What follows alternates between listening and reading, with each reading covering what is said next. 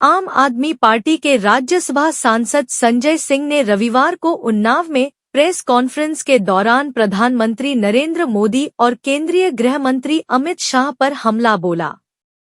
उन्होंने भारत-पाकिस्तान क्रिकेट मैचों को लेकर आरोप लगाए। संजय सिंह ने दावा किया कि इन मुकाबलों के जरिए बड़े स्तर पर सट्टेबाजी हो रही है।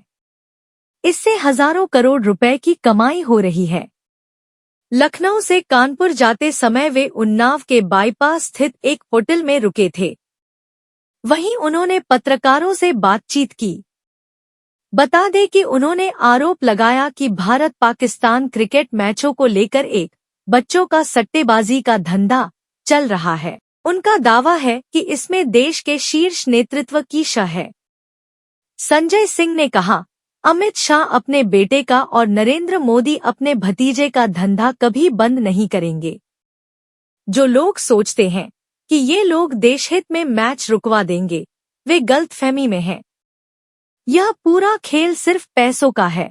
उन्होंने यह भी कहा कि देशभक्ति के नाम पर जनता को गुमराह किया जा रहा है, जबकि पर्दे के पीछे करोड़ों का सट्टा कारोबार फल फूल रहा है। उनके अनुसार मैच हर हाल में होंगे, क्योंकि इनसे हजारों करोड़ रुपए की कमाई होती है। संजय सिंह ने भाजपा समर्थकों को भी संबोधित करते हुए कहा, अब भक्तों को भी समझना चाहिए कि ये लोग देश के लिए नहीं, बल्कि अपने निजी लाभ के लिए काम कर रहे हैं। उन्होंने कहा कि आम आदमी पार्टी इन मुद्दों को संसद में भी उठाएगी। जो भी भारत पर वॉर करेगा वो पाताल में भी नहीं बचेगा। बताइए कहाँ क्या किया उन्होंने? हमारी सेना ने 9 आतंकी ठिकानों को नेस्तनाबूद कर दिया और आप लोगों ने ही अपने टीवी चैनलों पे चलाया कि 21 आतंकी ठिकाने सेना ने चिन्हित किए हैं। पूरे देश को उन्होंने बताया, प्रेस कॉन्फ्रेंस करके बताया कि 21 आतंकी ठिकाने हैं, 9 हमने समाप्त कर दिए। पूरे देश ने ताली बजाई, लड्डू बांटा। प्रधानमंत्री जी कहते हैं जान चली जाएगी लेकिन पीओके पे कब्जा करके रहेंगे। ये तो सबसे अच्छा अवसर था आपके लिए पीओके पे कब्जा करने का। बलूचिस्तान को पाकिस्तान के नक्शे से आप मिटा सकते थे, जैसे बांग्लादेश को अलग किया गया। तो आपने सीज फायर क्यों कर दिया? आप कह रहे हैं कि पाकिस्तान का डीजीएमओ गिड़गिड़ा रहा था इसलिए हमने सीज फायर कर दिया। अरे भैया, हमारी बहनें भी तो गिड़गिड़ा रही थी उन आतंकवादियों के सामने पहलगाम में, वो तो नहीं माने। आप कैसे मान गए? 26 लोग हमारे पहलगाम में मारे गए, 16 लोग हमारे पहलगाम के बाद सिविलियन मारे गए, एक हमारा एडीसी मारा गया कश्मीर के अंदर, राजकुमार थापा, और आपको डीजीएमओ ने फोन कर दिया, आप मान गए?